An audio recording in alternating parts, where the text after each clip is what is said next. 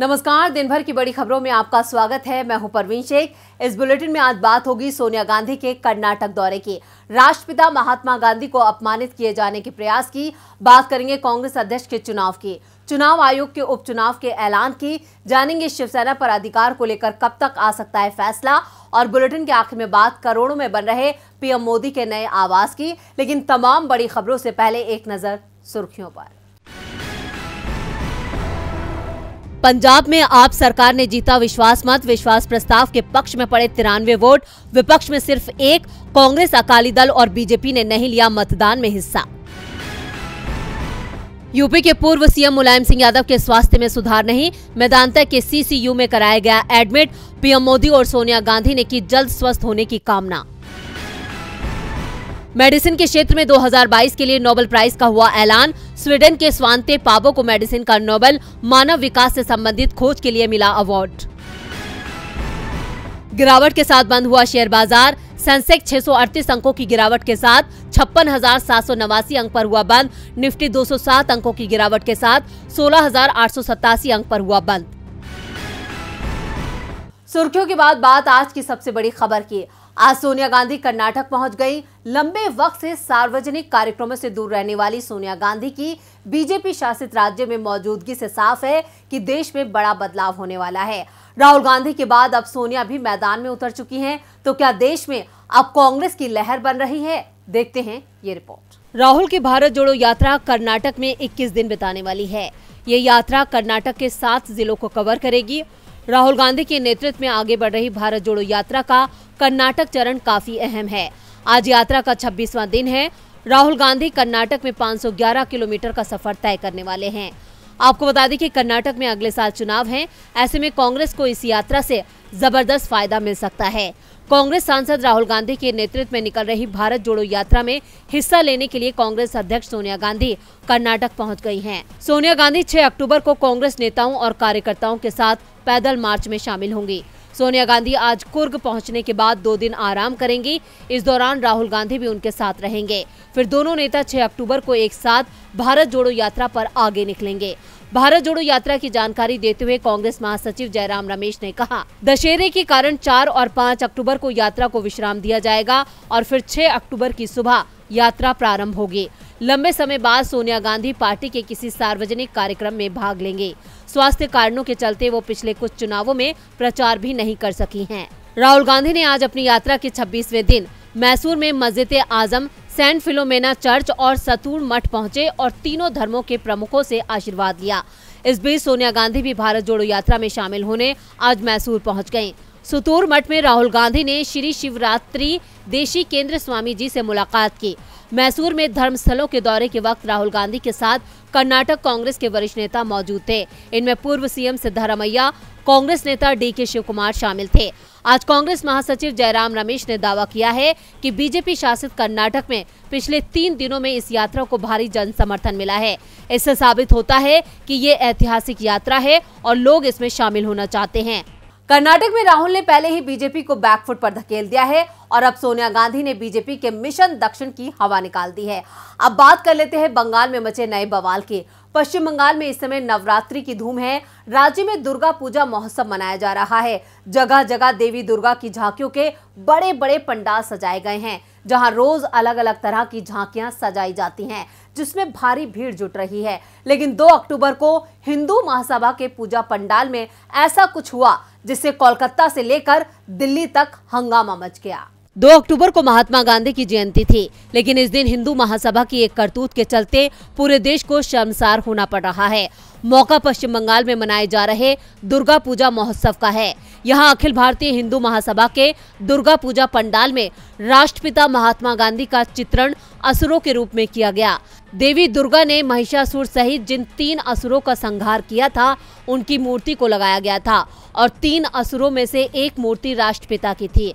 जैसे ही लोगों की नजर इस मूर्ति पर पड़ी, हंगामा मच गया। महात्मा गांधी के गलत चित्रण को लेकर हिंदू महासभा के खिलाफ पुलिस में शिकायत दर्ज कराई लगाई गई है। घटना की निंदा करते हुए पश्चिम बंगाल में सत्तारूढ़ तृणमूल कांग्रेस के प्रदेश प्रवक्ता कुणाल घोष ने कहा कि ये राष्ट्रपिता का अपमान है, ये देश के प्रत्येक नागरिक का अपमान है। इस तरह के अपमान के बारे में भाजपा क्या कहेगी? हम जानते हैं कि गांधी जी की जान किस वैचारिक खेमे के लोगों ने ली थी।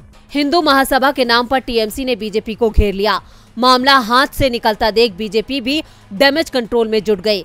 इसके बाद बीजेपी के प्रदेश अध्यक्ष सुकांत मजूमदार ने कहा, अगर ऐसा कदम उठाया गया है तो ये दुर्भाग्यपूर्ण है, हम इसकी निंदा करते हैं, ये असभ्य और अपमानजनक है। आपको बता दें कि आज सुबह इस मूर्ति में बदलाव कर दिए गए और महात्मा गांधी से मिलती जुलती मूर्त को हटा दिया गया। लेकिन इस घटना से साफ है कि धर्म के नाम पर सांप्रदायिक सद्भाव को खराब करने की कोशिश हो रही है और इसी सद्भाव को बनाने के लिए कांग्रेस कन्याकुमारी से कश्मीर तक भारत जोड़ो यात्रा निकाल रही है। अब बीजेपी डैमेज कंट्रोल में जुट गई है तो वहीं ममता सरकार ने बीजेपी को घेर लिया है।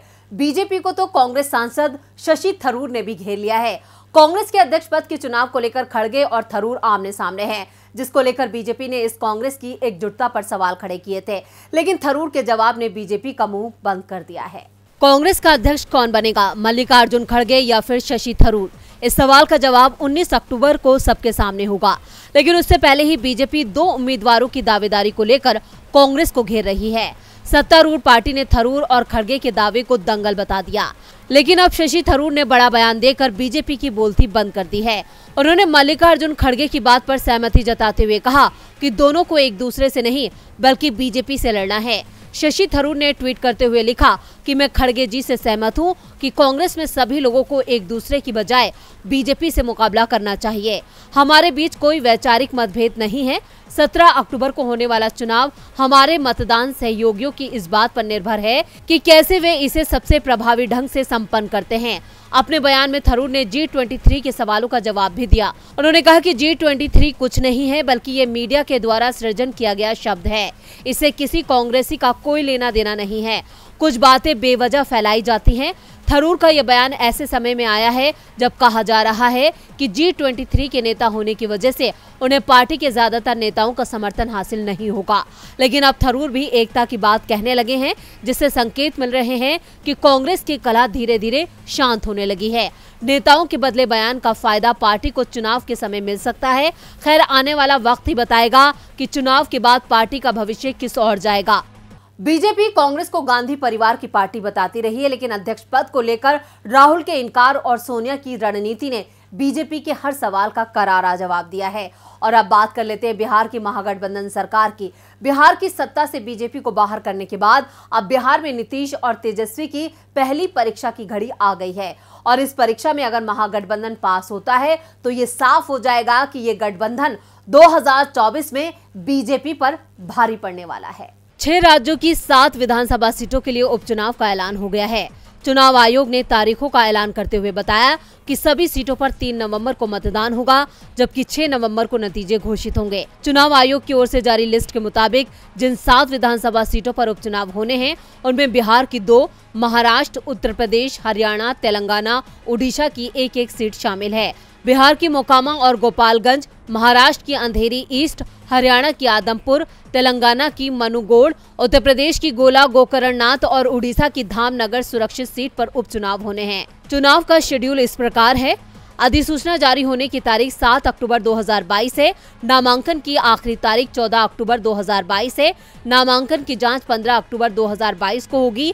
नामांकन वापस लेने की आखिरी तारीख 17 अक्टूबर 2022 और मतदान 3 नवंबर 2022 को होगा, जबकि मतगणना 6 नवंबर 2022 को होगी। चुनाव संपन्न कराने की आखिरी तारीख 8 नवंबर 2022 है। बिहार की मोकामा विधानसभा सीट से आरजेडी के अनंत सिंह चुनाव जीते थे, पर एक मामले में कोर्ट से सजा होने के चलते उनकी सदस्यता रद्द कर दी गई थी। हरियाणा की आदमपुर विधानसभा सीट कुलदीप बिश्नोई के इस्तीफे के कारण खाली हुई है। कुलदीप ने बाद में कांग्रेस पार्टी भी छोड़ दी और बीजेपी में शामिल हो गए। बाकी सीटों पर चुनाव जीते जनप्रतिनिधियों की समय से पहले जान चली जाने के चलते उपचुनाव कराया जा रहा है। तो ये उपचुनाव बिहार में नीतीश तेजस्वी के लिए जितने अहम हैं उतने ही खास महाराष्ट्र की सरकार के लिए भी हैं।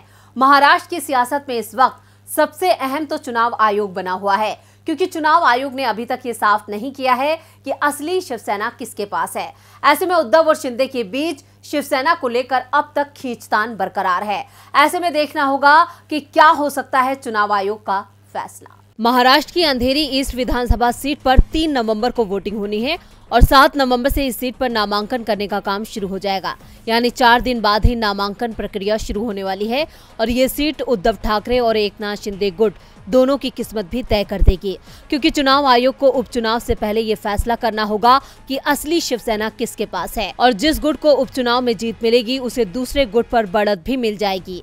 दरअसल अंधेरी ईस्ट विधानसभा सीट शिवसेना का गढ़ माना जाता है। 2014 में जब शिवसेना से अलग होकर बीजेपी ने चुनाव लड़ा था, उस वक्त भी ये सीट शिवसेना ने जीती थी। 2019 में भी शिवसेना के रमेश लाटके ने जीत हासिल की थी। विधानसभा में कार्यकाल पूरा होने से पहले ही उनकी जान चली गई, जिस कारण से अंधेरी ईस्ट सीट पर विधानसभा का उपचुनाव हो रहा है। अंधेरी ईस्ट जिस मुंबई उत्तर पश्चिमी संसदीय सीट के अंतर्गत आती है, उस पर भी शिवसेना का कब्जा है। शिवसेना के गजानन कार्तिकर यहाँ से सांसद हैं। ऐसे में साफ है कि शिंदे और ठाकरे दोनों ही गुट अंधेरी ईस्ट विधानसभा सीट से अपने अपने उम्मीदवार उतारेंगे। दोनों ही शिवसेना के चुनाव चिन्ह पर भी दावा करेंगे। ऐसे में चुनाव आयोग को सबसे पहले दोनों के दावों पर फैसला करना होगा। जिससे शिवसेना का चुनाव चिन्ह मिलेगा, उसका पक्ष मजबूत हो जाएगा। इसके साथ ही इस सीट का चुनाव परिणाम शिंदे और उद्धव दोनों की किस्मत को भी तय कर देगा। उद्धव ठाकरे के हाथ से शिंदे ने सत्ता तो ले ली, लेकिन जनता का भरोसा भी मिला है, ये उन्हें चुनाव में साबित करना होगा। दूसरी ओर उद्धव ठाकरे गुट की ओर से अगर उपचुनाव में हार मिली तो उनके लिए आगे का राजनीतिक रास्ता बेहद मुश्किल भरा हो जाएगा। ये तय माना जा रहा है कि बीजेपी इस सीट पर शिंदे गुट का समर्थन करेगी, तो दूसरी ओर एमवीए से ठाकरे गुट का उम्मीदवार चुनाव मैदान में आ सकता है। महाराष्ट्र की सियासत में बीजेपी और शिंदे गठबंधन उद्धव ठाकरे को लगातार घेर रहे हैं। ऐसे में अब उद्धव के सामने भी अपनी विरासत बचाने की बड़ी चुनौती है। तो क्या चुनाव आयोग उद्धव के हक में देगा फैसला या फिर शिंदे का झंडा होगा बुलंद? इसके लिए करना होगा इंतजार। तो वहीं कर्नाटक में भारत जोड़ो यात्रा की सफलता से घबराई बीजेपी ने कांग्रेस के प्रदेश अध्यक्ष डीके शिवकुमार पर निशाना साधा है। यात्रा के बीच में डीके शिवकुमार को ईडी ने पूछताछ के लिए दिल्ली तलब किया है। देखते हैं ये रिपोर्ट। भारत जोड़ो यात्रा की सफलता के बाद कांग्रेस खेमे में सक्रियता बढ़ती जा रही है। यात्रा इस समय कर्नाटक में है। 4 और 5 अक्टूबर को दशहरा के चलते विश्राम का फैसला लिया गया है। कर्नाटक में यात्रा की तैयारियों का जिम्मा प्रदेश कांग्रेस के अध्यक्ष डीके शिवकुमार के जिम्मे है। वो अपने काम में लगे हुए हैं, तो उनका काम खराब करने के लिए ईडी ने उन्हें बुला लिया है। ईडी की ओर से डीके शिवकुमार और उनके सांसद भाई डीके सुरेश दोनों को ही समन भेजा गया है। दोनों भाइयों को 7 अक्टूबर को ईडी कार्यालय में पेश होने को कहा गया है। ईडी की ओर से ये समन यंग इंडिया प्राइवेट लिमिटेड को आर्थिक मदद करने के नाम पर दिया गया है। शिव कुमार को पहले भी ईडी ने पूछताछ के लिए बुलाया था। उन्होंने जवाब देते हुए मीडिया से कहा था कि मैं ईडी के सामने उपस्थित होने के लिए तैयार हूं, लेकिन इसके लिए मुझे कुछ वक्त चाहिए, क्योंकि कर्नाटक में भारत जोड़ो यात्रा से जुड़ी जिम्मेदारी उन्हें पूरी करनी है, इसलिए उन्हें कुछ दिनों की राहत दी जाए। भारत जोड़ो यात्रा करीब 3 हफ्तों तक कर्नाटक में रहेगी। ऐसे में शिव कुमार की मांग थी कि उन्हें दीपावली के बाद तक का समय दिया जाए, लेकिन ईडी ने कांग्रेस प्रदेश अध्यक्ष की मांग को नामंजूर कर दिया और उन्हें नया समन भेज दिया। यानी अब डीके शिवकुमार को यात्रा बीच में छोड़कर ईडी के सामने पेश होना होगा, और अगर शिवकुमार ईडी कार्यालय में पेश नहीं होते हैं तो उनके खिलाफ गिरफ्तारी वारंट जारी हो सकता है। दूसरी ओर ईडी की इस कार्रवाई पर कांग्रेस नेताओं ने भी सवाल उठाए हैं। वैसे राहुल गांधी तो पहले ही दावा कर चुके हैं कि यात्रा की सफलता के बाद जल्द ही इसमें केंद्रीय जांच एजेंसियों की एंट्री हो सकती है।